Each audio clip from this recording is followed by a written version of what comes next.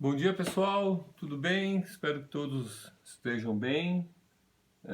Vamos dar continuidade às nossas aulas.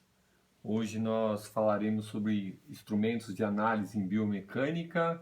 Especificamente, na aula de hoje, nós falaremos sobre baropodometria, goniometria e dinamometria e outros métodos de análise serão abordados na próxima aula. Muito em breve entraremos em atividades de V1 e ainda hoje eu colocarei lá no grupo de que forma que nós faremos esta avaliação ou a construção dessa nota de primeiro bimestre.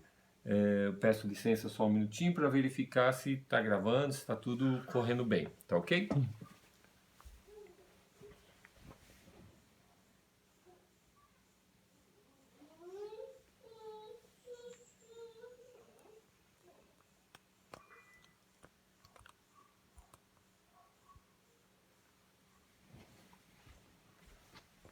Muito bem, só uma alinhada ali na imagem, o nosso brinde de sempre.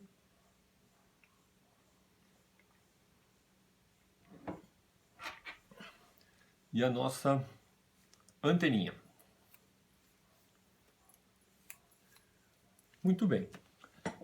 Para que um instrumento, para que algo seja considerado como um instrumento de análise em biomecânica, ele precisa ter certas características para que ele tenha validade, para que ele possa ser utilizado como um instrumento científico, para que o dado obtido ali tenha credibilidade e, consequentemente, possa ser aplicado não só como instrumento de análise para a prescrição, a construção da intervenção, do tratamento, mas também para verificar a eficiência do tratamento que foi aplicado.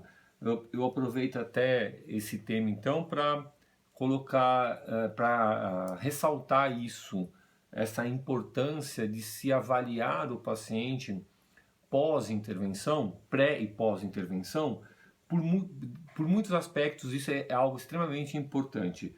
Eu sempre destaco para vocês a dificuldade que pode existir no trato com o paciente com relação à continuidade do tratamento. Principalmente quando isso envolve a cobrança, envolve valores, envolve dinheiro. É preciso justificar muito bem para aquele paciente o porquê que ele deve continuar o tratamento, para que não fique ali uma impressão de que você está prolongando esse tratamento com fins, perdão, com fins financeiros, com fins de continuar ali fazendo com que aquele indivíduo pague a sessão da fisioterapia. Então a gente precisa ter com muita clareza quando que a gente pode dar alta para que essa alta não seja precoce e quando que a gente tem a necessidade de prolongar essa intervenção. Então, uma maneira muito interessante de se fazer isso é tendo em mãos estes resultados. O resultado ou a avaliação inicial demonstrando o quão precário esse indivíduo se encontra, o quão deficitário ele se encontra por meio de diferentes variáveis, velocidade de marcha, velocidade de corrida, amplitude articular, medidas de VO2, medidas de funcionalidade como teste de caminhada, medidas de força. Tendo isso em mãos, eu posso dizer para o indivíduo, olha, o normal é isto e o que você apresenta neste momento é isso daqui. Vamos desenhar uma intervenção que vai durar 1 mês, 2 meses, 3 meses, não importa, mas ao término deste período nós vamos fazer uma nova avaliação para verificar aonde esse indivíduo se encontra, até para identificar quando a terapia não está sendo adequada, porque como cada indivíduo tem as suas características, muitas vezes essa terapia, a intervenção, ela precisa ser ajustada, ela precisa ser alterada de alguma forma a contemplar as características desse paciente, mas também se alcançar os objetivos ali determinados. Então, se eu tenho um paciente que tem um déficit de força e eu digo para ele, olha, o seu déficit é de 80%, o valor que você deveria atingir é este, e você não atingiu este valor. Vamos trabalhar aqui essa estratégia, essa intervenção que você escolheu, exercícios resistidos, por exemplo, visando alcançar este valor. Mas depois de 1 mês você avalia esse paciente e percebe que ele ainda não chegou neste valor. aí vale uma revisão do que está errado. O paciente é colaborativo, não é? O seu programa, o seu desenho ali de intervenção por meio do exercício resistido, por exemplo, não está sendo eficiente, então o que precisa ser feito, o que precisa ser mudado. Então é importante ter esses parâmetros, ter essas medidas para que a gente possa tomar as decisões no momento, no início da terapia e também no decorrer da terapia, tá? Então, retomando, que características que esses instrumentos ou essas variáveis precisam ter? Então, precisão, uma estimação precisa de uma específica e definida função motora humana. Então, um equipamento, para que ele seja considerado um instrumento de medição em biomecânica, ele precisa ter alta precisão, ele precisa medir uma determinada função motora e dar uma informação disso que seja precisa. Reprodutibilidade. Os mesmos resultados podem ser obtidos por meio da repetição do experimento. Então, eu faço a medida agora, uma determinada medida, por exemplo, amplitude articular, e eu tenho um determinado valor. Eu repito esse procedimento agora, de novo, 1 minuto depois, e eu tenho o mesmo valor. Eu repito isso depois de 5 minutos e eu tenho o mesmo valor. Eu entrego isso na mão de um outro avaliador, ele avalia e chega no mesmo valor. Então isso é reprodutibilidade. A técnica é reprodutível, ela é repetível. Eu posso fazer várias vezes, repetir várias vezes no mesmo período e eu terei o mesmo resultado. É claro que se eu meço hoje e meço daqui 3 meses, eu terei um outro resultado porque algo pode ter mudado. Sensitividade ou sensibilidade, habilidade de classificação, distinção entre níveis de resultados. Então, o resultado que eu obtenho por meio de uma determinada intervenção, por meio de um determinado instrumento, ele pode caracterizar esse indivíduo em normal ou aquela variável em uma variável, ou um resultado, né? Um resultado normal, ou um resultado anormal, ou um comprometimento leve, moderado ou severo, ou ausência de comprometimento. Então, eu preciso, por meio daquele resultado, conseguir classificar esse meu paciente. Não intrusivo, não interfere ou altera a função que está sendo desempenhada e mensurada. O próprio teste em si, ele não pode trazer nenhum melhora ou piora de desempenho. O teste não pode servir como um instrumento de mudança. Então, só para exemplificar, eu faço uma análise de amplitude de movimento de uma determinada articulação nesse paciente. Mas se eu fico ali com o goniômetro, que eu vou explicar daqui a pouquinho para vocês, e eu fico forçando essa amplitude, vamos imaginar aqui uma extensão de cotovelo, o indivíduo ficou imobilizado por causa de uma fratura de húmero, ele ficou imobilizado 40 dias, e aí ele perdeu a extensão total de cotovelo, nós vamos mensurar isso. Só que ao invés de eu fazer essa técnica de forma rápida e não muito repetitiva, eu fico ali muito tempo forçando, repetindo, aí eu falo para o paciente, flexiona o cotovelo, vamos tentar de novo, seu Manel, estende bem, aí você vai lá e força ainda por cima, aí flexiona de novo, vamos tentar mais uma vez, e força, é claro que conforme você fica ali minutos, 15, 20 minutos ali, forçando essa extensão, você já está causando ali um trabalho de alongamento e, consequentemente, essa extensão vai aumentar um pouquinho, porque eu fiz a técnica de forma errada. Eu fiquei ali repetindo essa técnica, estendendo o cotovelo do paciente, eu estou interferindo na variável que eu ia medir, que é a amplitude de extensão que esse paciente consegue atingir. Então, a técnica, se feita de forma correta, nesse exemplo, ela é rápida, a medida de amplitude articular é algo rápido. Se eu faço de modo rápido, eu não vou interferir na amplitude articular, eu terei um resultado correto, tá? Segurança, não deve expor a amostra e o pesquisador em perigo. A amostra, no caso, é o próprio indivíduo ou o paciente. Então, ao fazer esse teste, eu sei que é um teste que é seguro. Eu não posso pegar um paciente que tem uma fratura de fêmur, e ela não foi fixada por meio de placa e parafuso, esse indivíduo não se encontra imobilizado, então ele chegou no PS, por exemplo, ele chegou no PS, vítima de acidente automobilístico, fez o raio-x, identificou-se ali uma fratura de fêmur e eu vou fazer um teste de força nesse paciente. Eu não posso fazer isso, porque ao fazer um teste de força de musculatura de membro inferior, eu vou aumentar não é nem aumentar, eu vou desencadear ali um movimento no foco de fratura que pode ser extremamente perigoso, porque ao movimentar esse foco de fratura, eu posso levar eu posso aumentar a fratura, eu posso impactar uma extremidade da fratura com a outra e deslocar algum fragmento ósseo, eu posso fazer com que uma extremidade dessa fratura entre em contato com um vaso sanguíneo e cause a ruptura de um vaso sanguíneo, eu posso fazer com que a extremidade dessa fratura entre em contato com a inervação e cause uma ruptura, uma lesão nervosa. Então, não se faz uma medida de força no indivíduo que tem ali um foco de fratura instável, tá? Esse é o item segurança. E praticidade, os testes precisam ser simples, fácil e de custo acessível. Nem sempre é assim, isso é uma recomendação, a praticidade é muito mais uma recomendação. É claro que existem testes que envolvem equipamentos caríssimos e que não é acessível para todo mundo, mas não deixa de ser um teste que pode ser de grande importância, com resultados muito importantes, mas que ainda não é acessível para todo mundo. Mas com o tempo, normalmente as intervenções costumam ir barateando, né, ficando cada vez mais baratas e se tornando então acessível para todo mundo.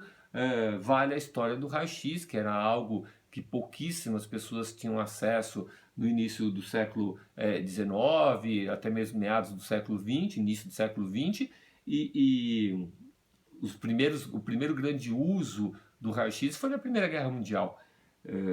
Na Segunda também não era algo muito comum e rotineiro para todas as pessoas, mas com o tempo isso foi se barateando e ficou algo extremamente acessível, como é, por exemplo, o eletrocardiograma, que no início da sua aplicação era algo muito restrito, porque não existiam equipamentos, os poucos equipamentos que existiam eram extremamente caros, mas com o tempo isso foi barateando e hoje o eletrocardiograma é o exame na área de cardiologia mais utilizado no mundo, de mais fácil acesso. Então, com o tempo, esses recursos vão ficando cada vez mais acessíveis.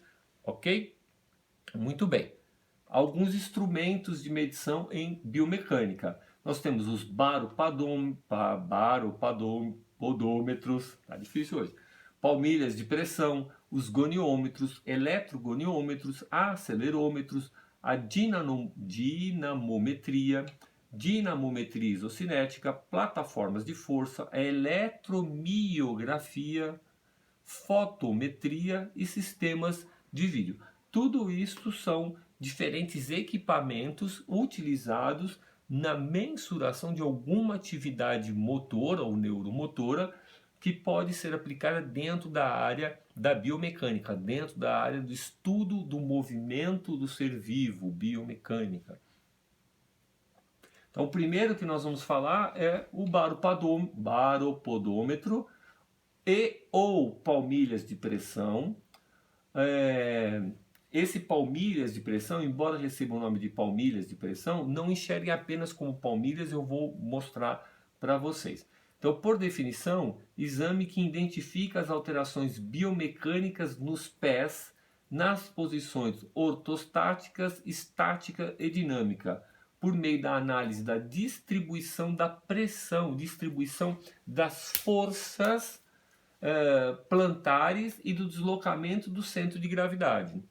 Então, na verdade, esse baropodômetro, que quer dizer metria, quer dizer medida, e baro, pressão, então, e podos, pé, a medida da pressão do pé, é o recurso mais utilizado, mais comum desse tipo de instrumento. Estou mostrando aqui uma imagem para vocês. Então, o indivíduo coloca uma palmilha dentro do seu calçado e ele vai fazer então a marcha, a corrida, aquilo que for o foco para esse indivíduo, e nós teremos a construção destas imagens, onde os pontos que caminhando aqui de azul para vermelho, os pontos vermelhos são os pontos onde está ocorrendo a maior pressão, a maior descarga de peso, enquanto que os pontos azuis refletem uma menor descarga de peso. Desta forma, a gente pode observar, como nessa imagem aqui, se esse indivíduo está fazendo uma descarga de peso uniforme, adequada para aquela região e para aquela situação. Então, nessa imagem, observem como a distribuição de peso está muito acentuada na região dos calcanhares. Consequentemente, isso pode trazer alguma alteração de marcha, alguma alteração de corrida, alguma alteração postural, o desenvolvimento de uma lesão de caráter crônico.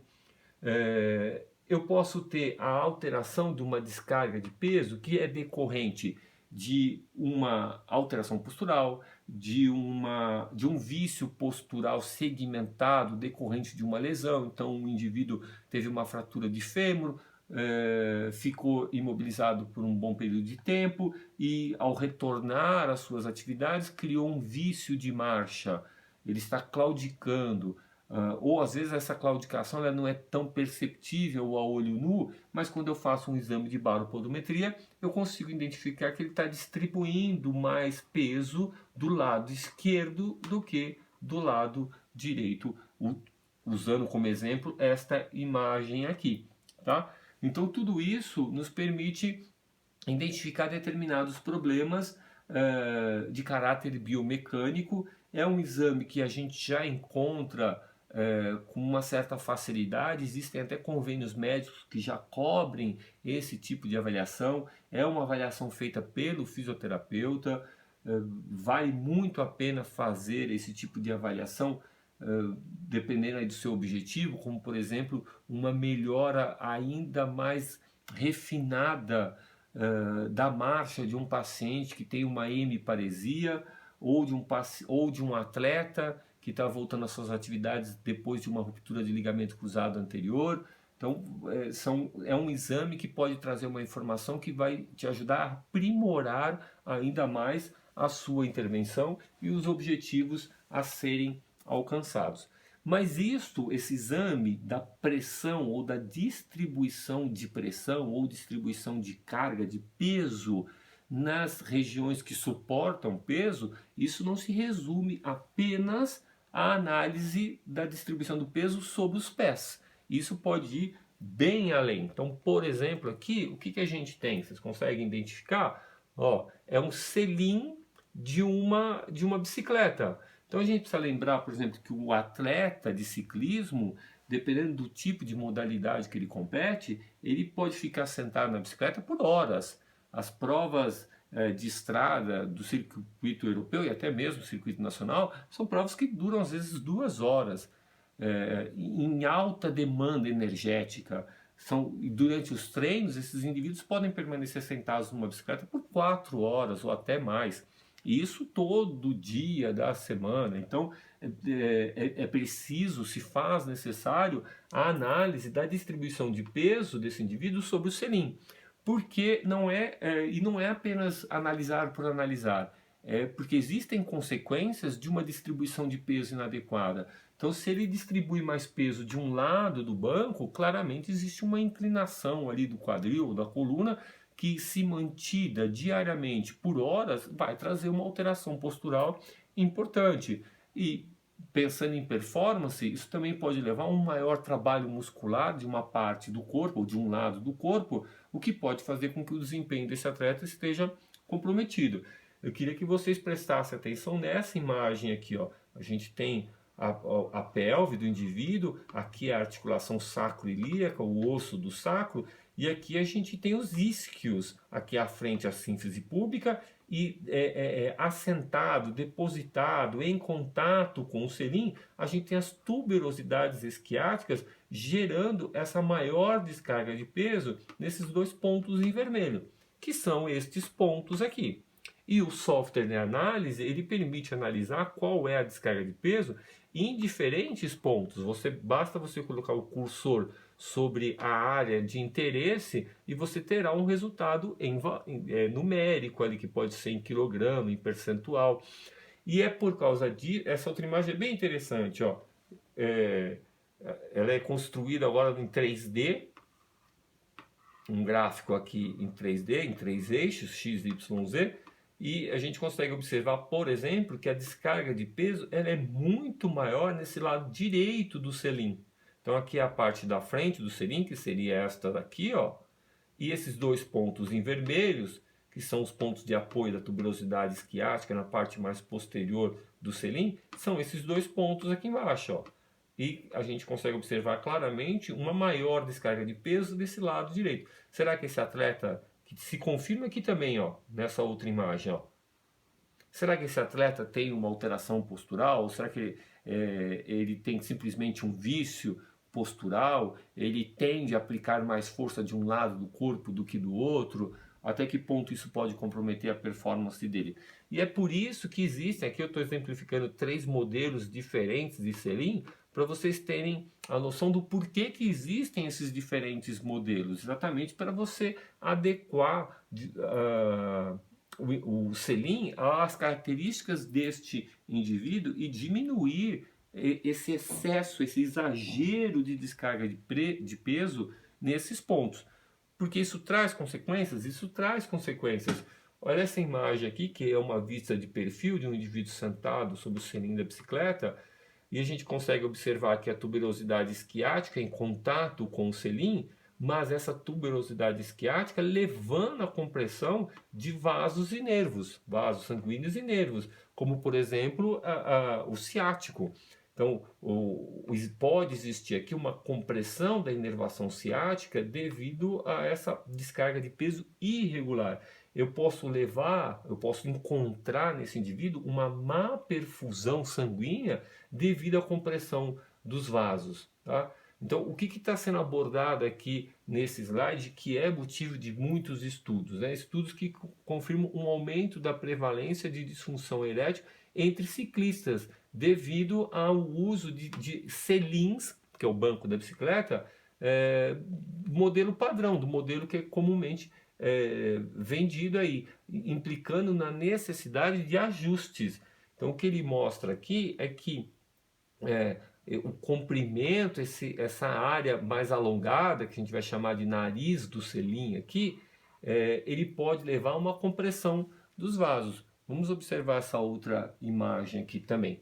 Então, de novo, um quadril, agora a parte anterior do indivíduo está aqui, aqui é a posterior, observem aqui a coluna lombo-sacra, o quadril dele e a tuberosidade isquiática e vários nervos e vasos sanguíneos que irrigam as regiões genitais desse indivíduo que estariam sendo comprimidas. Será que está sendo mesmo comprimida nesse indivíduo? Então vamos confirmar aqui pela baropodometria, feita no selim da bicicleta. Então esse equipamento, vamos chamar de palmilha, essa estrutura plástica, esse tapete, esse tecido colocado ali sobre o selim, o indivíduo senta em cima e isso vai analisar a descarga de peso. E a gente consegue observar que na região aqui do períneo, ó, na parte da transição da região posterior do selim com o nariz do selim, existe uma grande compressão. Agora, a proposta nesse trabalho aqui é um outro tipo de banco de bicicleta, de selim de bicicleta. Observe a imagem aqui embaixo. Aqui ele é curtinho, ele não tem esse prolongamento todo. Ó. Ele é só uma bolinha nessa vista superior comparada com essa daqui. A vista superior do selim, a gente observa que ele é só como se fosse uma banqueta. Ele é só essa parte posterior e não existe um nariz do selim, o nariz do banco. Então não tem como o indivíduo fazer uma descarga de peso que comprometa a região do períneo. Tá? Fica toda a descarga de peso nessa parte mais posterior, exatamente sobre a tuberosidade isquiática e não tendo uma parte da descarga desse peso pegando aqui a região do períneo. Então a possibilidade de compressão dos vasos sanguíneos que vão para a região genital diminui de forma significativa. E isso se resume a pé e selim de bicicleta? Não, olha que legal esse outro exemplo aqui, ó. É o estudo dessa descarga de peso sobre o dorso do cavalo.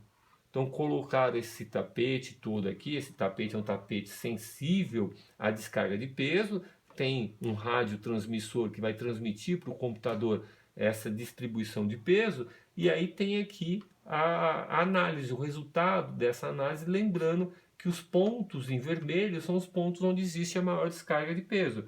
Então você pode construir uma cela que melhore a distribuição desse peso. Você pode colocar uma proteção nessa região para não machucar o cavalo e não trazer sofrimento para esse animal. Então, tudo isso vai orientar uma série de medidas, medidas de caráter preventivo, medidas de caráter curativo e assim por diante. Tá? Então, é uma área bastante interessante e que tem é um recurso bastante interessante que tem uma possibilidade de aplicação muito grande, uma área de aplicação muito grande. Ok? Muito bem. O nosso outro instrumento a ser discutido é o goniômetro. O goniômetro é o instrumento, acho que, de mais fácil acesso e muito presente na prática diária do fisioterapeuta, principalmente se esse fisioterapeuta trabalha com a área de fisioterapia ortopédica, esportiva e neuromotora. Então ele é um instrumento que pode nos trazer bastante embasamento, mas de novo, é claro que basta olhar para aquele indivíduo para perceber que ele tem uma limitação articular e você talvez não se preocupe em fazer essa medida para o goniômetro e registrar isso, você não se preocupou, você entendeu, guardou na cabeça que o paciente tem uma limitação de extensão de cotovelo e você vem diariamente trabalhando com esse paciente para ganhar essa extensão, ok.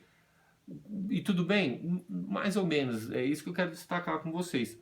Ali na frente, talvez você não consiga demonstrar para o seu paciente qual foi o avanço que você teve, você não consegue mostrar para ele que falta um pouco mais, ou que você falou que conseguiria a amplitude total em um mês e com 15 dias você já conseguiu, mostrar para ele, vamos dizer que o indivíduo tem uma lesão bilateral, o porquê que um segmento corpóreo já tem extensão total e o outro ainda não, porque eles tinham limitações diferentes e você também não registrou isso. Então não é só uma questão de identificar o problema de forma grosseira, ou seja, na sua cabeça você guardou ali que tem uma limitação de extensão, e fazer a intervenção para isso melhorar, mas é também uma questão de você documentar as características que você encontrou naquele paciente para que você possa discutir com esse paciente mais à frente como anda a evolução do tratamento que você está fazendo, tá? Então é um instrumento que mede um ângulo ou permite que um objeto seja girado para uma posição angular precisa. Isso é o aparelho, ok? O termo goniometria é derivado de duas palavras gregas, gonia, que significa ângulo, e metron, que significa medida, de metria em latim. Então é importante a gente usar desse instrumento porque o fisioterapeuta trabalha muito, ortopédico, esportivo e neuromotor, eles trabalham muito com essas questões de ângulo. Os ângulos máximos, os ângulos de maior eficiência, as limitações desses movimentos. Princípios de operação. Então, rotação mecânica das articulações e inspeção visual. Então, eu vou lá e primeiro eu pego o segmento corpóreo de interesse e faço o movimento rotacional ali no eixo de movimento, nesse exemplo aqui então é o cotovelo, e faço uma primeira inspeção visual ali de como é que está essa amplitude articular. Eu coloco, então, e nós vamos fazer isso mais à frente, né? Eu coloco isso, desculpa, nós faremos essas medidas mais à frente. E aí o que eu faço então? Depois de feita essa inspeção visual inicial, eu vou posicionar o goniômetro colocando o eixo do goniômetro sobre o eixo articular e o braço fixo do goniômetro sobre o braço fixo do indivíduo e o braço móvel do goniômetro no segmento móvel do indivíduo. Então, nesse exemplo, o meu braço fica parado e o meu antebraço é que será o segmento móvel, né? Espera aí que eu tenho um goniômetro aqui.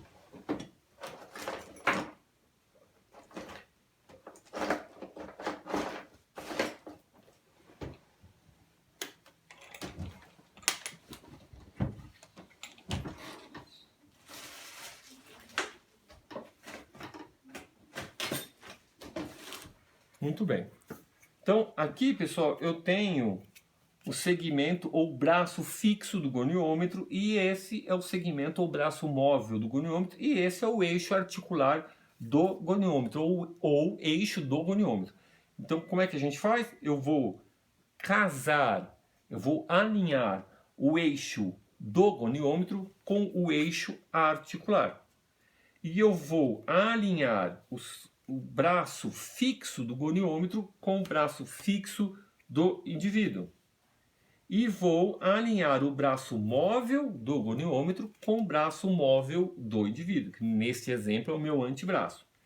E conforme eu posiciono isso e seguro ali no corpo do paciente e peço para esse paciente fazer, por exemplo, uma extensão ativa, onde para o goniômetro eu vou lá e olho qual o valor que eu obtive de extensão ativa desse paciente. Aí eu posso, eu como terapeuta, agora forçar um pouco esse movimento. Então agora eu tenho uma extensão passiva, eu terapeuta vou forçar no paciente, então eu vou pegar o segmento móvel ali do paciente, o segmento corpóreo que eu estou investigando e forçar essa extensão, claro, com todo cuidado. Eu forço essa extensão, ele vai um pouquinho mais e eu anoto ali como a amplitude articular passiva desse indivíduo. E deixo isso anotado e isso vai orientar a minha conduta terapêutica. Ok? É um recurso super simples, é claro que num primeiro momento a gente pode, poxa, como eu faço uma outra parte, um outro segmento corpóreo, então eu posso fazer a mesma coisa com um punho, por exemplo, eu vou alinhar o punho, eixo articular é o punho. Eu caso o eixo articular do goniômetro com o eixo articular do indivíduo. Segmento agora fixo é o meu antebraço, segmento móvel, a minha mão. Casei as duas coisas aqui bonitinho e eu faço o meu movimento e vou alinhando o goniômetro de forma a encontrar qual a amplitude máxima, por exemplo, de flexão desse indivíduo e a amplitude máxima de extensão deste indivíduo, tá?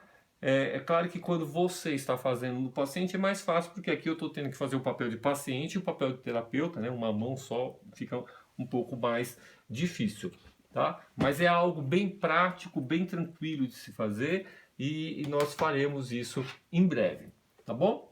Prós, mensurações diretas, uso simples e reprodutibilidade e baixo custo. Então o único custo que você tem é o de adquirir essa régua que é baratinha. Se eu faço esta avaliação agora e faço de novo, eu terei a mesma medida, é reprodutível. Se eu entrego isso para um outro terapeuta e ele faz a medida no mesmo paciente, eu terei o mesmo resultado, por isso que ele é reprodutível. Tecnicamente é bem simples de fazer e as medidas são diretas. Eu estou diretamente medindo aqui a amplitude articular desses indivíduos. Os contras dessa técnica, posicionamento, quando você não posiciona o goniômetro de forma adequada, tá? Então, conforme eu fiz aqui, eu estou em flexão, tá bom?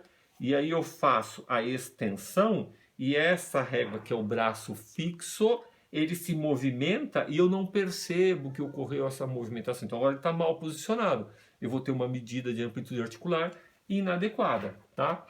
Erros no deslocamento da pele durante os movimentos quando fixado. Então, quando eu fixo ele aqui, eu não deixo. O ideal é que eu faça uma marcaçãozinha com uma caneta aqui nos cantos do goniômetro sobre a pele do indivíduo. E conforme eu faço a movimentação, eu mantenho o goniômetro alinhado com essas marcações de caneta, para que não ocorra o deslocamento do goniômetro sobre a pele. Porque como a pele é flexível, isso pode ocorrer, eu tenho que tomar esse cuidado. Mas tomando esses cuidados é uma excelente ferramenta. Então tá aqui, tá? Para vocês terem registrado aí. Olha o exemplo, o goniômetro, né? Barra fixa, A barra móvel ela tem uma setinha, deixa eu mostrar aqui para vocês, vamos pegar aqui um ponto branco, ó, aqui, ó. Então essa aqui é a barra móvel porque ela tem essa seta, tá? E a seta vai andar durante todos os 360 graus aqui de amplitude de movimento, tá? Muito bem. E aqui um exemplo de uma medida que tanto pode ser de no exemplo aqui na verdade é de flexão, né? Observem essa seta aqui, ó, apontando para baixo, ou seja, apontando em direção ao movimento de flexão. Então o indivíduo estava com o joelho estendido, que seria 0 grau, e aí, conforme ele foi flexionando e ele parou aqui, porque vamos imaginar que é o máximo que ele tem de flexão, eu consigo agora fazer essa medida por meio do goniômetro e ter um valor. E até, olha que legal, se você tem esse valor e você diariamente, quando o paciente chega, faz uma primeira medida, mostrando que, olha, ele já evoluiu um pouco em relação à sessão anterior. E você faz a segunda medida ao término daquela sessão, mostrando que agora ele conseguiu um pouco mais do que o que ele apresentava quando chegou. Isso é um fator motivacional para o indivíduo trabalhar a favor, trabalhar com empenho, suportar ali um pouco de dor dentro da normalidade de uma intervenção, para que ele tenha uma evolução mais rápida. Ele quer ver ao término da sessão que ele conseguiu uma amplitude maior de flexão. Então é bem legal a gente usar o goniômetro no nosso dia a dia de intervenção. Um exemplo de inclinação da cabeça, um exemplo de extensão de pescoço e um exemplo aqui é um pouquinho complicado, mas de flexão de quadril. Tá? O que a gente precisa ter bastante cuidado. Por que do complicado? É ter um cuidado aqui de evitar a flexão da coluna. Então, observem que nesse exemplo aqui, ele está com a coluna dele retinha e o movimento ocorreu aqui no quadril. Tá? Mas se esse indivíduo curvasse a coluna, fazendo uma flexão de coluna, isso poderia interferir no seu resultado caso você não se atentasse a isso. Tá? Se você inclinasse ainda mais o braço móvel do gonômetro por causa da inclinação da coluna, você não pode fazer isso, você não está medindo a flexão da coluna. Lembrando que os movimentos da coluna, flexão, extensão, rotação, inclinação lateral, eles são movimentos de pequena amplitude articular entre cada vértebra, mas como essa pequena amplitude vai se somando, né, entre as vértebras, você acaba alcançando uma amplitude de movimento muito grande. Então eu tenho uma grande inclinação, por exemplo, do meu tronco, mas porque entre cada vértebra da coluna eu fiz um pouquinho de inclinação, mas na soma de todas elas eu consigo uma grande amplitude. Tá? Então precisa ter cuidado quando a gente for fazer medidas aqui da coluna, tá? Mas nesse exemplo está certinho a medida de flexão de quadril aqui, tá bom? E os eletrogoniômetros, que também o princípio é o mesmo, né? O objetivo é o mesmo, é fazer a medida das amplitudes articulares, mas por meio de um equipamento eletrônico agora. Então são transdutores que detectam o sinal de mudança da voltagem decorrente da mudança do ângulo. Então são aparelhos que percebem as mudanças angulares, tendo como base o próprio vetor da gravidade, o eixo da gravidade, e consegue então te dar de forma digital qual é a mudança de ângulo que ocorre ali. Mensurações do deslocamento angular, também da velocidade e da aceleração angular. Então a grande vantagem desses aparelhos é que, por exemplo, se eu estou aqui e faço uma flexão de cotovelo, e o máximo que eu consigo é isso, o gonômetro simples vai me dar qual foi a amplitude de movimento. Nesse exemplo aqui, 90 graus. Tá? Mas os goniômetros eletrônicos, eles permitem também registrar com que velocidade eu fiz isso. Então é uma vantagem, dependendo do que você estiver trabalhando com esse paciente. Tá? Pensa num paciente, um AVCzado com uma hemiparesia, que tem um deslocamento do membro inferior muito lento comparado com o membro contralateral.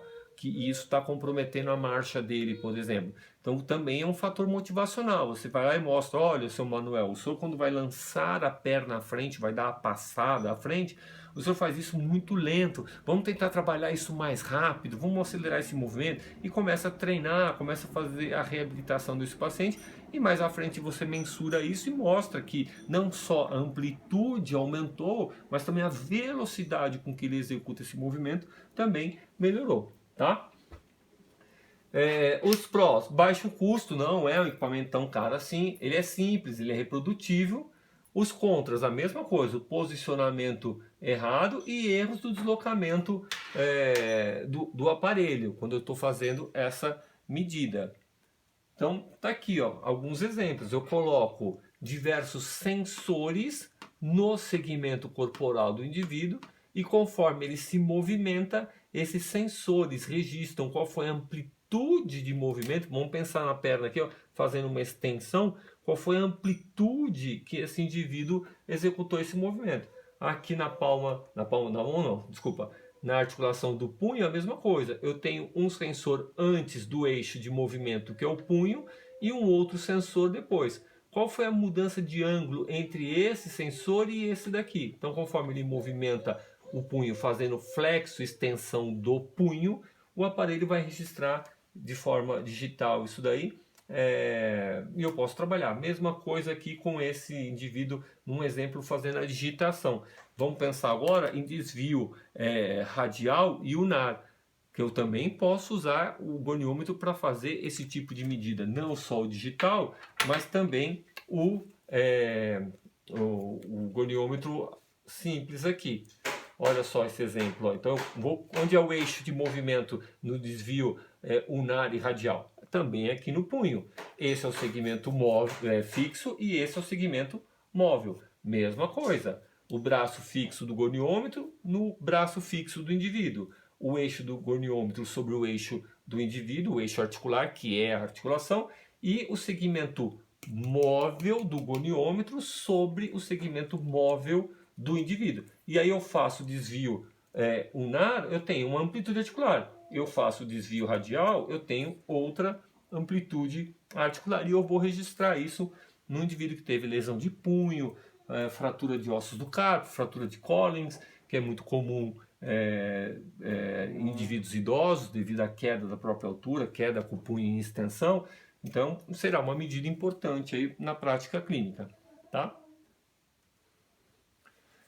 Os acelerômetros, dispositivo usado para medir a aceleração de um sistema. Princípio de operação. Então, mas antes disso, olha, vamos reler aqui, ó. Usado para medir a aceleração de um sistema. Vamos enxergar essa aceleração não só como algo que está acelerando, mas também algo que está se deslocando. Mas não vamos confundir isso com o goniômetro. Olha só. Princípio de operação mede a deformação em um pequeno cristal causado pela força inercial. Então eu tenho um aparelho, dentro desse aparelho existe um pequeno cristal, muito pequeno, e esse cristal é sensível ao próprio movimento. Quando eu pego um recipiente cheio de água e está parado, e eu desloco ele nesta direção, a água tende a bater nessa face lateral aqui desse recipiente. Então, essa força de deslocamento, essa força de inércia, vou mudar. Quando eu desloco alguma coisa, essa coisa acaba sofrendo efeitos do deslocamento.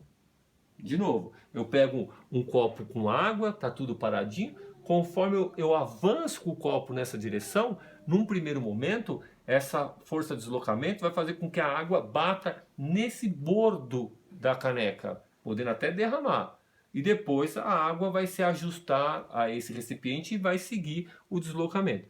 Então, essas forças físicas que atuam sobre a matéria, elas podem ser mensuradas. E esse cristal dentro do aparelhinho, ao ser deslocado, esse cristal percebe essas forças atuando sobre ele e gera um potencial elétrico que será mensurado.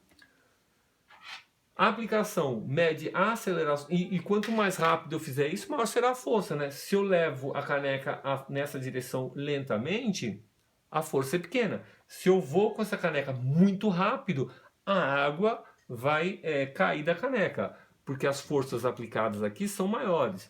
Então, esse aparelho, ele mede essas acelerações. Mede a aceleração angular, que são os movimentos articulares, e acelerações lineares, tá? Lineares, que estão em linha, não é semicírculo, não é angular, é linear. Dos segmentos e calcula as velocidades, os deslocamentos e as forças.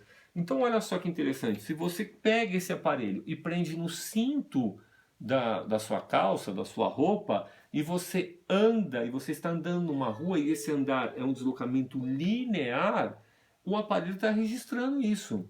Então a grande vantagem desse acelerômetro é que eu posso mensurar, por exemplo, quantos metros você andou. E se esse acelerômetro ele é do tipo que a gente chama de triaxial, então ele mede 3 eixos, ele mede o deslocamento nesse sentido, ele mede o deslocamento neste sentido, látero-lateral. Então vamos imaginar antero-posterior, látero-lateral e o terceiro eixo supero-inferior. Então, se esse indivíduo está numa escada em espiral, olha que interessante, e ele está usando um acelerômetro duaxial, de 2 eixos, antero-posterior, látero-lateral, agora esse indivíduo pega uma escada espiral e começa a subir essa escada, o aparelho não registra nada. É um tipo de aparelho que já não se fabrica mais. Se tiver alguém fabricando, tem que vender bem barato, porque já não é mais tão interessante. Porque hoje existem os aparelhos triaxiais, que medem os 3 eixos de deslocamento. Então, esse aparelho triaxial, que mede também o deslocamento super inferior, conforme o indivíduo pega uma escada em espiral, ele vai subir naquela escada e isso é mensurado também pelo aparelho. Então a gente pode usar esse aparelho para registrar o quanto que um paciente com AVC deambula na rotina dele, no dia a dia dele, para fazer um estudo em muitos pacientes ou para verificar se o seu paciente, conforme você foi dando autonomia para ele, se ele está tendo mais deslocamento ou se ele continua, por exemplo, dentro de casa sem sair para nada, tendo um gasto energético diário muito pequeno. E aí você pode dizer, seu Manuel, por que o senhor não sai? Por que o senhor não vai até a padaria? Por que o senhor não dá uma volta no quarteirão? O senhor precisa andar mais, o senhor precisa exercitar mais. Ou aquelas pessoas que você pergunta, o senhor faz atividade física? Faço, eu caminho todo dia. Será que essa pessoa está caminhando uma metragem adequada para que aquilo tenha efeito de treinamento físico, tenha efeito de exercício? Aí você coloca o aparelho, o acelerômetro, e aí a gente faz o registro e olha, seu Manuel, o senhor está andando 500 metros por dia, 500 metros por dia não é nada, não serve como treinamento. Então isso não está adiantando, vamos melhorar isso daí, tá bom? Então, os prós, a mensuração é direta, o equipamento ainda é simples, é de baixo custo, é um dado bastante confiável, né? Porque a mensuração é direta, não é algo que eu vou estimar, eu ando 3 quarteirões, aí eu não sei quantos metros tem cada quarteirão, quais são os quarteirões que ele está andando, isso seria uma forma indireta. Então aqui é uma medida direta. Os contras, interferência no movimento, interferência no sinal e problemas de calibração. Então o aparelho tem que estar calibrado, claro, não pode estar descalibrado, qualquer equipamento tem que estar calibrado. Interferência no sinal, vamos dizer que ele passe em algum local que tem uma rede elétrica de alta voltagem e isso possa interferir no sinal e ele tem algum problema de captação, tá? Então isso precisa ser verificado. Então só para exemplificar para vocês, 2 trabalhos, um de 2017 e outro de 2018, da aplicação desses acelerômetros, tá? Então, uma nova avaliação do movimento do tronco e do equilíbrio durante a caminhada em pacientes com DPOC por meio, nessa avaliação, por meio de um acelerômetro triaxial. Então, olha como é importante ser criativo na pesquisa científica, no TCC de vocês. ele não foi verificar nada relacionado à função pulmonar nos pacientes que são DPOC. Embora sejam DPOC, o autor do trabalho ele foi olhar outras coisas. Ele foi olhar, será que o paciente com DPOC ele tem algum movimento de tronco atípico quando ele anda? Será que ele tem uma maior instabilidade conforme ele anda? E é fácil a gente imaginar um paciente com DPOC tendo ali uma certa cifose torácica, um olhar para baixo, fazendo uma marcha mais lenta. Ele pode ter um comprometimento muscular mais sistêmico e, consequentemente, uma fraqueza muscular que leva a uma certa instabilidade da marcha. Então, tudo isso está sendo verificado por meio desse trabalho. E aqui nesse outro trabalho, o principal componente de análise para uma marcha atáxica usando um acelerômetro trexial. A mesma coisa foi verificar nesses pacientes que já têm um déficit de marcha, na verdade ele está propondo aqui o uso do acelerômetro trexial para se avaliar os componentes de marcha desse indivíduo que já tem ali um diagnóstico de marcha deficitária. Então, aqui um exemplo desses acelerômetros. Nós temos alguns acelerômetros que são colocados no pé, ou melhor dizendo, no tênis do indivíduo, a gente chama de pedômetro. Mas o que é um pedômetro? Ele é um acelerômetro, só que ele é colocado no calçado, ali, amarrado no calçado do indivíduo. E esse aqui que é preso na cintura. Então, conforme esse indivíduo deambula, se desloca, e nem precisaria ficar exposto assim dessa forma, poderia estar escondido embaixo da roupa. Conforme esse indivíduo sai no seu dia a dia para fazer as suas atividades, o aparelho vai registrando tudo isso e vai transferindo isso para o celular dele, claro que usando aí de um aplicativo específico, e no final do dia ou no final de um teste, você tem lá quantos metros esse indivíduo se deslocou. Tanto um deslocamento que a gente vai chamar de linear horizontal, que é antero, posterior e lateral, mas também o deslocamento ascendente e descendente, o quanto de subida que ele pegou, o quanto de descida que ele pegou também, que ele enfrentou. Tá bom? Muito bem.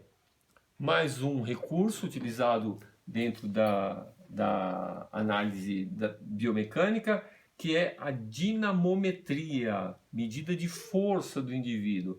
Engloba todos os tipos de medida de força. As forças comumente mensuradas são as forças externas, transmitidas entre o corpo e o ambiente. O que isso quer dizer de forças externas? A maioria dos equipamentos medem a força que eu consigo aplicar sobre um determinado objeto. A força que eu aplico aqui na tela dessa televisão, ou quando eu estou puxando alguma coisa, ou estou empurrando alguma coisa. Mas eu não estou medindo o quanto de força que o meu músculo está aplicando sobre o tendão, porque aí seriam medidas internas de aplicação de força. É possível fazer isso? É possível fazer isso, mas isso é só no nível de pesquisa científica, tá? É possível instalar ali um recurso no tendão do indivíduo, por exemplo, e mensurar quanto de força está sendo aplicada naquele tendão, o quanto de força está sendo aplicada na estrutura óssea onde esse tendão se insere, mas são todas medidas internas, tá? Então, o dinamômetro, aparelho destinado a medir a força ou torque. Qual a diferença entre força e torque? Pessoal, é o seguinte, ó, então faz de conta que a caneca está aqui em cima de uma mesa e eu vou aplicar uma força nessa caneca, empurrando essa caneca nessa direção. E isso é um deslocamento, então, linear. E toda vez que eu faço um deslocamento linear, eu vou chamar aquilo de força, tá? Pode ser linear nesse sentido, pode ser linear nesse sentido, superior ou inferior. Mas se o deslocamento é em linha, eu estou fazendo força. Agora, quando eu pego alguma coisa, vamos imaginar esse goniômetro aqui.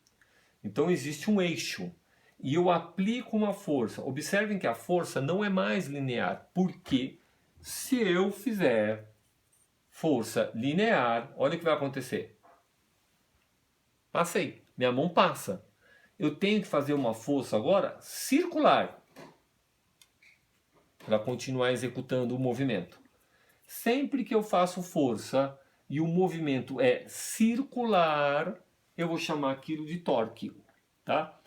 É a mesma coisa, pessoal, é a mesma coisa. Tudo é força, tudo eu estou aplicando uma força. Mas se essa força resulta num movimento circular, a gente chama de torque, é uma convenção da física. Se eu aplico uma força e o resultado é o deslocamento linear, a gente chama de força mesmo. Tá? Então, quando eu tenho um parafuso, eu coloco uma chave, uma ferramenta naquele parafuso e eu faço força com aquela chave para rodar aquele parafuso, é torque. Quando você abre a válvula de uma torneira, é força ou é torque? É torque, porque o movimento da torneira é circular, ok? Agora, quando eu empurro alguma coisa e o objeto se desloca linearmente, tanto pode ser no plano horizontal quanto no plano vertical, eu vou chamar isso de força. A força aplicada ali foi de tantos quilogramas. A força aplicada nesse movimento rotacional foi de tantos newtons metro. Então, quando eu aplico força, quando eu faço uma ação sobre o objeto e esse objeto tem deslocamento linear, eu estou fazendo força e eu posso mensurar isso em quilograma força. Quando eu aplico uma ação sobre um objeto e o movimento é rotacional, eu chamo isso de torque. Eu apliquei um torque e a medida é em newtons metro, tá? Existem outras unidades de medidas, mas as mais trabalhadas é quilograma força e o newton metro, tá bom? Então vamos rever esse conceito aqui de força. Então força é uma grandeza física que normalmente pode ser representada por um vetor. O vetor é o deslocamento, tá? Esse deslocamento linear que eu falei para vocês, ou o deslocamento angular. A definição do conceito de força sob o aspecto físico somente pode ser interpretada a partir dos efeitos de sua ação, ou seja, os efeitos desta força sobre outros materiais, sobre outros objetos. Se eu estou fazendo força aqui, ó, você não consegue afirmar se eu estou fazendo mesmo força ou não. Mas a partir do momento em que existe algum objeto e eu faço a força sobre esse objeto se deforma ou se desloca, aí sim eu consigo mensurar esta força. Então, por isso desta afirmação, ó, somente pode ser interpretada a partir do efeito desta força sobre outros materiais. Apresenta intensidade, o quanto de força que você fez, a direção, então a direção pode ser horizontal ou antero-posterior, e o sentido, eu estou fazendo força para anterior ou estou fazendo força para posterior. É isso que essas três palavras querem falar. O quanto de força, a direção, super ou inferior é a direção. Agora, qual é o sentido? O sentido é superior ou o sentido é inferior? Isso afirma, né? Você vai afirmar ali. Objetivos da dinamometria. Análise da técnica de movimento. Então, para que eu posso fazer, para que eu faria, ou por que eu faria essa medida? Eu quero analisar se a técnica do movimento que você está utilizando, qual a técnica que você está utilizando, resulta em mais ou menos força. Então, pensa num atleta que compete ali em situações onde a força é extremamente importante. Ou até mesmo, vamos sair um pouco do mundo mais onde a força é mais gritante, mas pensa num jogador de tênis que ele dá a raquetada na bola, e é claro que se ele aplicar mais força ali, ele consegue gerar mais velocidade na bola, o que vai dificultar a recepção por parte do seu adversário, e eu estou trabalhando a técnica do movimento nessa raquete de tênis. Eu quero verificar a técnica do salto, eu quero verificar a técnica da corrida, então eu vou analisar a técnica de movimento. Eu posso fazer a dinamometria para verificar a condição física desse indivíduo. Então eu quero saber se o meu paciente com 70 anos de idade e DPOC, se ele tem a mesma força que um indivíduo de 70 anos de idade, mas sem o DPOC. Então eu quero verificar a condição física desses indivíduos. ou verificar se a condição física de um indivíduo de 70 anos saudável é a mesma de um indivíduo de 30 anos saudável. O controle da sobrecarga. Eu quero medir a sua força para controlar a carga de treinamento que eu vou dar para esse indivíduo ou a carga que eu vou utilizar como reabilitação para esse indivíduo. A influência de fatores externos. Será que fatores externos podem influenciar na sua resultante de força? Um vento contra, a chuva, a inclinação do local onde eu vou ter que me deslocar, vou ter que correr, vou ter que andar. Talvez eu tenha um paciente com AVC que tem uma marcha ótima, né? Trabalhamos, a marcha melhorou muito no deslocamento linear, mas agora quando esse paciente pega uma subida, ele tem uma dificuldade muito grande para enfrentar essa subida. Influência de fatores internos, as lesões, então quanto que uma lesão ligamentar está comprometendo a sua resultante de força. Será que um indivíduo que tem ruptura do ligamento cruzado anterior, ele tem a mesma força que um indivíduo que não teve a ruptura? Monitoramento de atletas, então avaliar a performance dos atletas e indicadores para detecção de talentos esportivos. Então eu pego uma população de jovens, ninguém faz ali exercício físico e eu faço uma mensuração de força de todos eles e descubro ali 2, 3 indivíduos que são extremamente fortes, embora sejam sedentários. Será que se eu ainda treinar esse indivíduo, ele vai ficar muito mais forte que a média dos indivíduos que são treinados? Então eu tenho um talento ali, um candidato a ser um campeão olímpico, um campeão mundial, então eu posso utilizar essa medida de força para verificar ali na população pessoas que já são naturalmente fortes e que com o treinamento ficariam ainda mais fortes. Então, aqui só um exemplo de alguns equipamentos que a gente pode utilizar para avaliação da força. Então, a tração lombar, a gente tem isso lá na clínica. O mesmo equipamento sendo utilizado para fazer a avaliação da força de pernas, então são posições diferentes, onde eu usarei musculaturas diferentes. O hand grip, que quer dizer pressão de mão, onde eu vou avaliar a força dos flexores do dedo, dos dedos desse indivíduo. Então esse aqui é um dinamômetro digital, de baixo custo, você encontra isso aqui no Mercado Livre, e daqui a pouco eu vou falar algumas vantagens. E esse aqui também é um hand grip, também é um aparelho que mede a força de preensão de mão, é o Jamar, é um aparelho validado, utilizado em pesquisas científicas. Tá? Ele tem mais credibilidade, porque ele já foi submetido a análises pelos seus pares, análise por outros pesquisadores, com trabalhos publicados e assim por diante. Dá para usar isso aqui em pesquisa? Depende da revista que você quer publicar. É claro que você tem que ter alguns cuidados, como por exemplo fazer a medida pré e a medida pós usando do mesmo aparelho, e jamais fazer uma medida pré e uma pós com outro aparelho, mas ainda recebe algumas críticas esse tipo de aparelho. Bom, o que é interessante aqui também no uso dos hand grips, e aí eu recomendo que eu incentivo que vocês tenham esse tipo de aparelho, principalmente se vocês vão passar a trabalhar com pacientes que apresentam déficits musculares, como o AVC, o DPOC, paciente com insuficiência cardíaca, doenças crônicas, né? Paciente oncológico, o paciente idoso, geriátrico, todos eles vale a pena a gente medir a força e, olha que interessante, equações de referência para predizer a força do hand grip numa população brasileira de meia idade e indivíduos idosos. Então nós já temos aqui equações que vão predizer qual é a força que o indivíduo deveria ter. E aí eu vou e faço a avaliação com o hand grip nesse paciente e vejo se ele chega próximo do valor predito.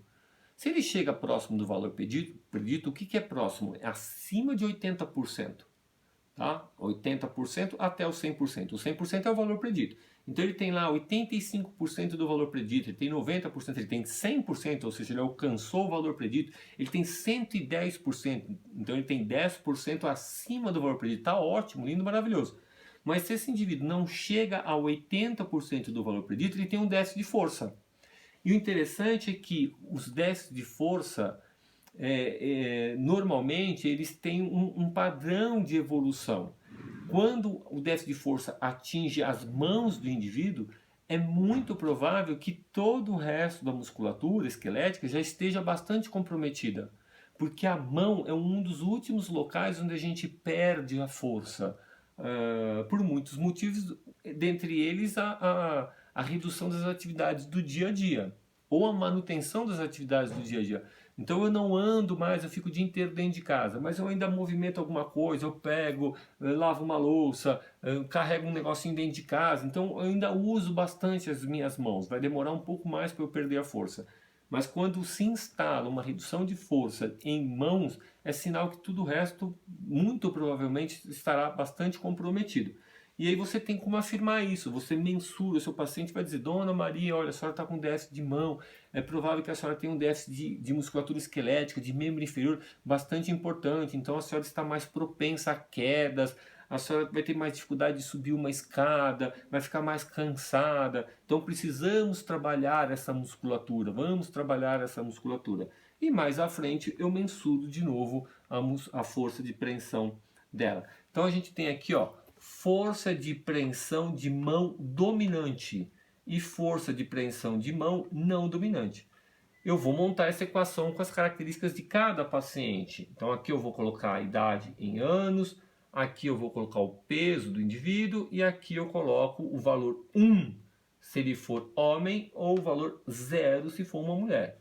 Então como que é essa equação? 39,99 menos, primeiro eu faço essa multiplicação, 0,382 vezes a idade do indivíduo. Tem um resultado aqui. Faço 0,174 vezes o peso, terei outro resultado aqui. E faço 13,628 vezes 1, por exemplo, se for homem, vai dar o mesmo valor.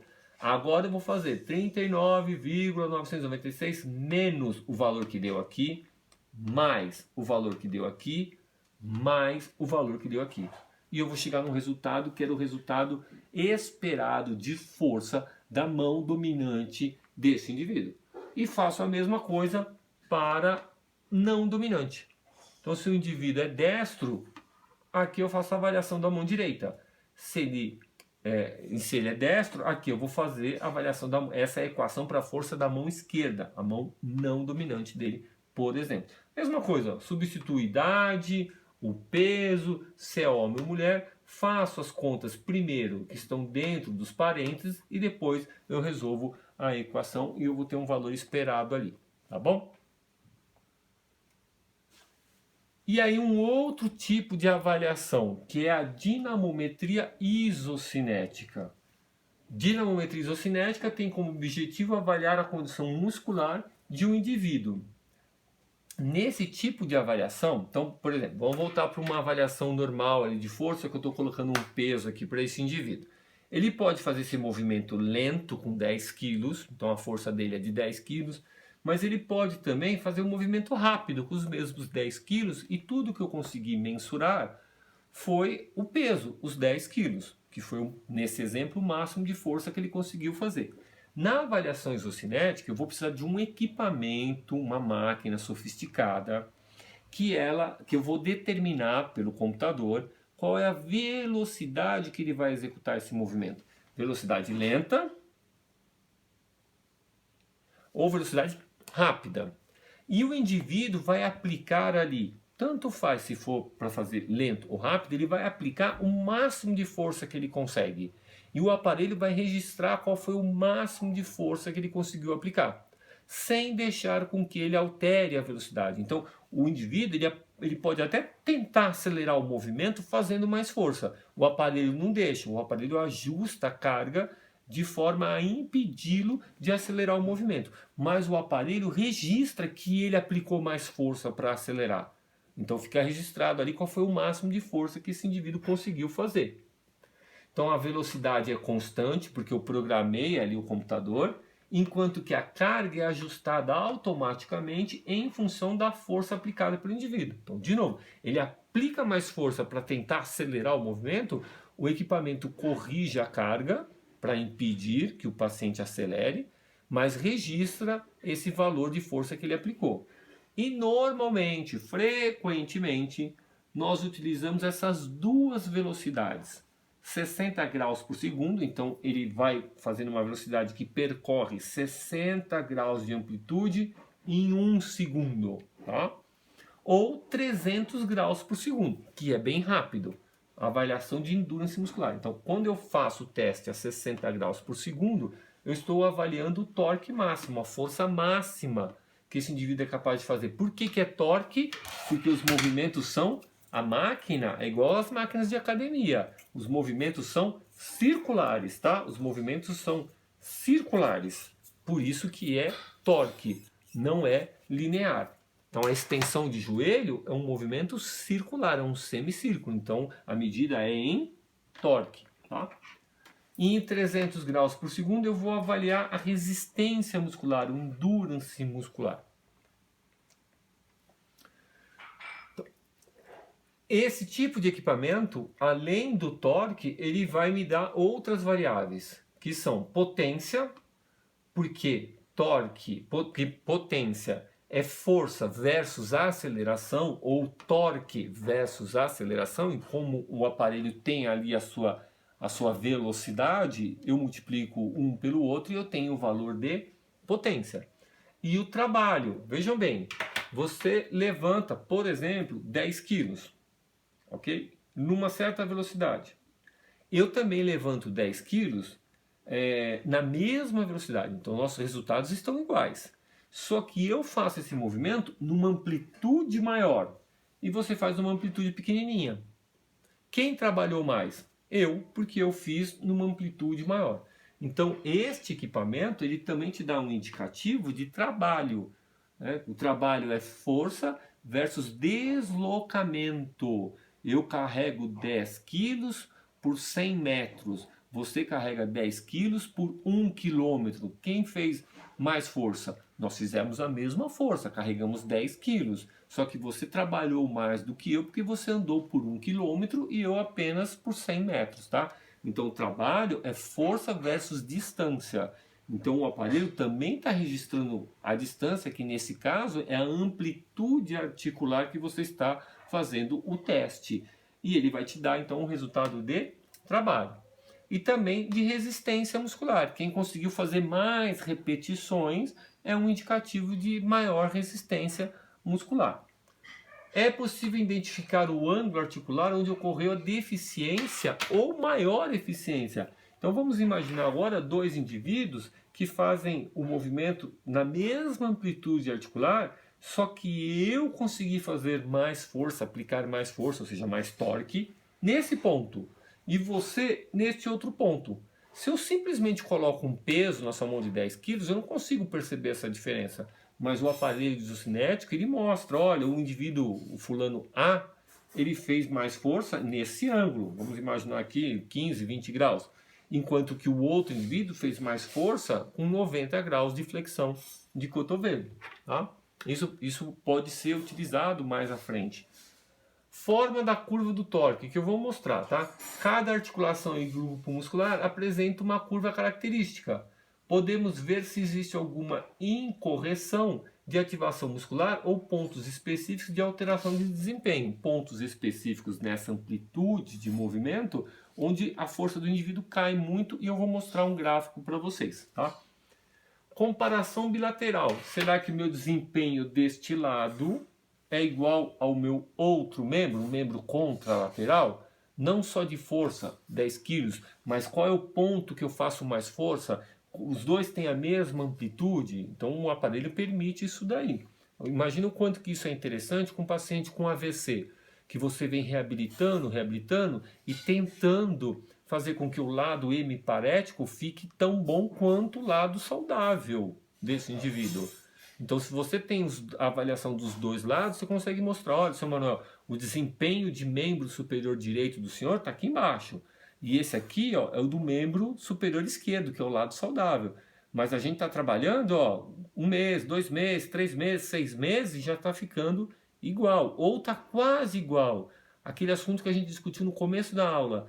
Ele vira para você e fala assim, eu quero parar com a fisioterapia. Aí você fala, pô, Manuel, falta tão pouco, ó, mostra aqui os exames para o senhor. Ó. Falta um tiquinho para o senhor conseguir chegar aqui. Chegando aqui, eu dou alta para o senhor. O senhor quer desistir da fisioterapia? O senhor pode desistir, mas eu não posso dar alta. É diferente dar alta do paciente desistir. Então aqui eu não vou dar alta e dizer que o senhor está apto, que o senhor está liberado. O senhor não está liberado, ok? Quando o senhor chegar aqui, eu libero o senhor. E aí fica a critério do paciente dar continuidade ou não à terapia. Comparação unilateral. Assim como existe uma relação normal entre um membro e seu contralateral, em um mesmo membro deve existir uma relação normal entre um grupo muscular e o grupo que realiza um movimento contrário. Pessoal, existe documentado um equilíbrio, uma relação de forças entre flexores e extensores. Tá? Um músculo não pode ser muito mais forte que o outro, ou colocando de outra forma, um músculo não pode ser tão fraco comparado ao outro, porque eu terei desequilíbrios musculares. Eu preciso lembrar, a gente precisa lembrar, que quando eu arremesso uma bola, quando eu jogo uma bola, eu jogo essa bola usando os extensores do cotovelo, jogando a bola. Mas o meu braço ele precisa frear depois que eu jogo essa bola. E quem vai frear esse braço são os flexores, que vão segurar o meu antebraço. Se eu tenho desequilíbrio muscular, eu me colocarei numa situação propensa à lesão. Então, o equilíbrio muscular é muito importante. Então, vários estudos mostrando que os desequilíbrios musculares são um dos fatores predisponentes para a lesão articular em diferentes atividades esportivas. Então, isso é possível ser mensurado pela dinamometria isocinética, onde eu vou medir o desempenho de flexor e o desempenho de extensor, de flexor e de extensor. Tá? E porcentagem relativa ao peso corporal. Permite comparar indivíduos segundo sua massa corporal, ou seja, o valor que você obteve de torque pelo peso do indivíduo. Quem será que realmente é mais forte, né? Vamos pegar um indivíduo de 100 quilos, que pesa 100 quilos, e que levanta num determinado movimento esportivo, ele levanta também 100 quilos. Agora eu pego um indivíduo que pesa apenas 50 quilos, mas que consegue levantar 90 quilos. Se eu pensar em valores absolutos, eu vou falar que o indivíduo A, que pesa 100 quilos e que levanta 100 quilos, é mais forte, pensando em valores absolutos. Mas se eu corrigir a força máxima dele, os 100 quilos que ele levanta, pelo peso que ele tem de corpo, eu vou perceber que, na verdade, o indivíduo B é mais forte. Porque o indivíduo B é muito mais leve, ele pesa apenas 50 quilos e levanta quase que o dobro do peso dele, que são 90 quilos, quase o dobro. O indivíduo A levanta o próprio peso e o indivíduo B levanta quase que o dobro do peso corporal dele. Então o indivíduo B claramente é mais forte. Então essa medida, a medida isocinética, permite fazer essa comparação. Corrigir o desempenho muscular, o desempenho de força, pelo peso corpóreo desse indivíduo. Tá? Então esse aqui é um exemplo, ó, de um aparelho isocinético. Então ele tem essa torre onde existe existe um dinamômetro aqui dentro, eletromagnético.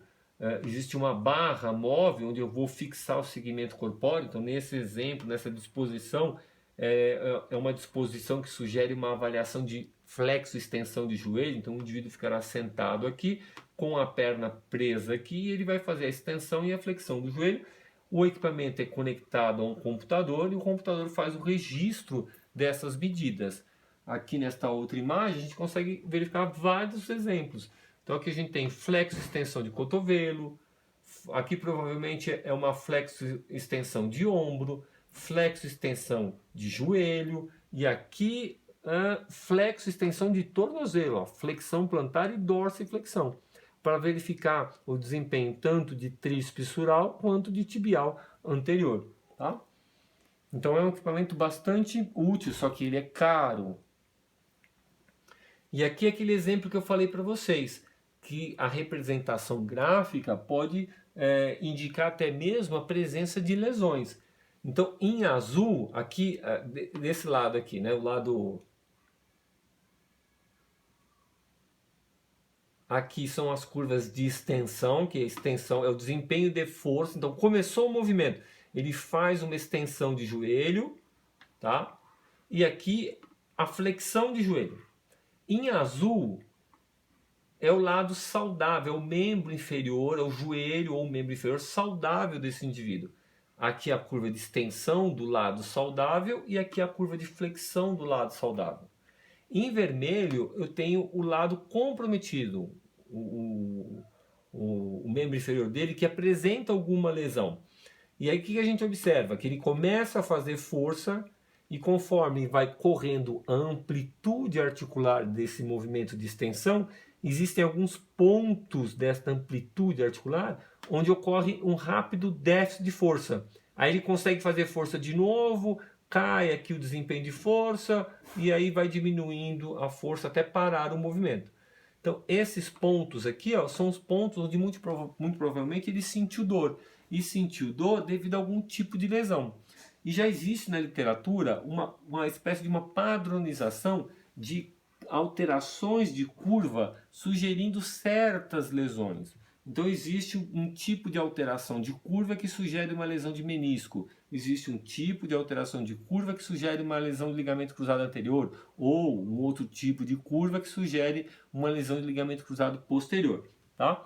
E isso avaliado na extensão. Enquanto que no momento que ele faz a flexão de joelho não tem nenhuma alteração. Muito provavelmente é uma lesão de ligamento cruzado anterior. Porque o ligamento cruzado anterior tem a função de estabilizar o deslocamento anterior da tíbia. Se ele tem uma ruptura de ligamento cruzado anterior, quando o quadríceps dele entra em ação para fazer a extensão de joelho, essa tíbia vai se deslocar devido à ausência do ligamento cruzado anterior e essa instabilidade da tíbia vai fazer com que ele tenha déficit de força. Tá? Se ele tivesse, por exemplo, uma lesão de ligamento cruzado posterior, muito provavelmente a curva alterada seria a curva de flexão, porque o ligamento cruzado posterior tem como função evitar a posteriorização da tíbia. E quando você faz a flexão, você puxa essa tíbia para trás e o ligamento tem que estabilizar. Se você não tem o ligamento, a tíbia vai ficar instável e você teria um déficit de força na curva de flexão.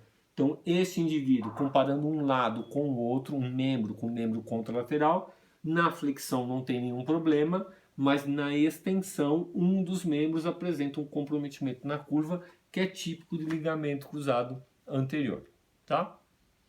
E também existem os valores de referência para o seu desempenho de força. Então eu pego qualquer um de vocês lá na sala de aula e vou fazer uma avaliação de extensão e flexão de joelho, por exemplo, e aí você faz e pergunta para mim, e aí professor, tá bom? Como é que eu posso dizer se tá bom ou não, se dentro ali da sala de aula cada um vai ter um resultado? Fazendo uso de uma equação de predição. Então voltando, igual aqui, onde eu mostrei para vocês uma equação que vai predizer qual é a força da mão, também existem equações para predizer qual é a força de flexo e extensão. E eu coloquei aqui a de extensão para vocês. Então, qual que é o torque? Porque é uma medida angular, então é o torque. Qual é o máximo de torque que eu vou esperar para um determinado indivíduo? Eu vou pegar essa equação. Olha lá, sexo masculino, eu coloco o número 1 ou 0 entre parênteses. Aqui eu coloco a massa magra a quantidade de músculo que você tem na coxa sem o peso do osso. Então, para isso, eu vou precisar de um resultado de densitometria óssea. Então, dificilmente a gente vai conseguir fazer isso numa prática clínica, mais para pesquisa científica. Tá? Mas, ok, vamos em frente. Massa magra sem o osso da coxa. E aqui eu coloco a sua idade. Faço primeiro as operações dentro dos parênteses e depois eu faço toda a equação. Vai sair um valor predito para você. Se você está abaixo de 80% desse valor predito, você tem um déficit de força significativo. Aqui também uma equação de predição de extensão de joelho, como a de cima. Só que nessa aqui eu coloco só a massa magra de corpo todo. E aí a massa magra de corpo todo é fácil de encontrar. Tem os aparelhos de bioimpedância, que eu vou falar na próxima aula, que te dão quantos quilos de músculo você tem no seu corpo. Tem a técnica de dobra cutânea, que tem lá o compasso também na faculdade, compasso de dobra cutânea, que é um plicômetro, um equipamento que mede a plica, que mede a dobra da pele, a gente chama isso de plica. Vai medir lá a dobra da pele em certas partes do corpo, você vai fazer um cálculo e vai encontrar quantos quilos de músculo o indivíduo tem. Eu coloco aqui. Mesma coisa, substitui o sexo, substitui a idade, eu faço a equação, coloco a altura do indivíduo, faço a equação, primeiro que está dentro dos parênteses, depois o resto da equação, e eu vou chegar num valor de torque de extensão de joelho. Se você chegou naquele valor ou passou daquele valor, ótimo, na sua avaliação real. Mas se você na avaliação real chegou a um valor menor que 80% do valor predito pela equação, você tem um déficit de força significativo, tá bom? Então aqui são alguns dos pontos que nós vimos, né? Alguns aparelhos que nós vimos: palmilha, goniômetro, eletrogoniômetro, acelerômetro ou estadiômetro e os equipamentos isocinéticos, tá? Na próxima aula nós vamos ver os outros equipamentos aqui, tá ok? Muito bem, pessoal. Não esqueçam de entrar lá no AVA, fazer as atividades do AVA. Em breve eu entrarei em contato com vocês com relação à avaliação de V1. Tá, de como ela será. Se eu não me engano, não tenho certeza, se eu não me engano, para vocês que são da disciplina de biomecânica e cinesiologia, vai ser uma prova, que eu ainda não sei como que é, se eu mando a prova, vocês respondem, me devolvem, vou conversar com a Cris sobre isso, tá? Qualquer dúvida, mandem a pergunta pelo WhatsApp e não esqueçam de participar do fórum, tá bom? Beijo, pessoal, tudo de bom aí para vocês. Tchau, tchau.